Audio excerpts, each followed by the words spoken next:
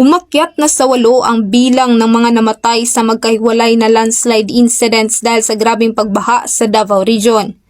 Kinumpirma ng OCD-11 na nadagdagan ang bilang ng mga namatay sa Davao de Oro na nauna nang naitala sa 3 kahapon matapos matabunan ng gumuhong lupa ang bahay ng mag-amang Remedyo sa Purok 5 Barangay Rizal, Moncayo, Davao de Oro.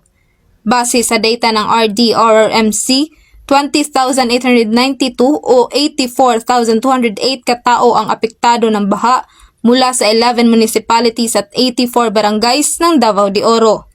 Sa ngayon, patuloy pa rin nakararanas ang Davao Region ng hindi magandang lagay ng panahon kung saan makulimlim pa rin ang kalangitan at kahit humupa na ang mga pag-ulan, maraming mga lugar pa rin sa Davao de Oro ang patuloy na nakararanas ng pagbaha kung saan 6 na mga kalsada at 3 tulay sa Monte Vista at Moncayo ang hindi madaanan.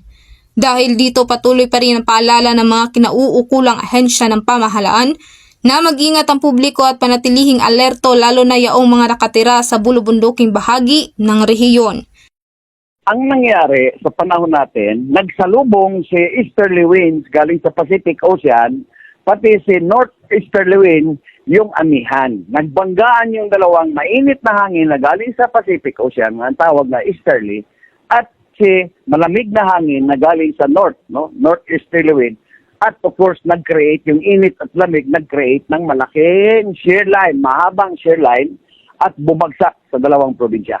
Sa initial na report, nasa 376,328,930 pesos ang danyo sa agrikultura at 957,800 pesos naman ang danyo sa mga alagang hayop ng mga magsasaka sa Davao de Oro.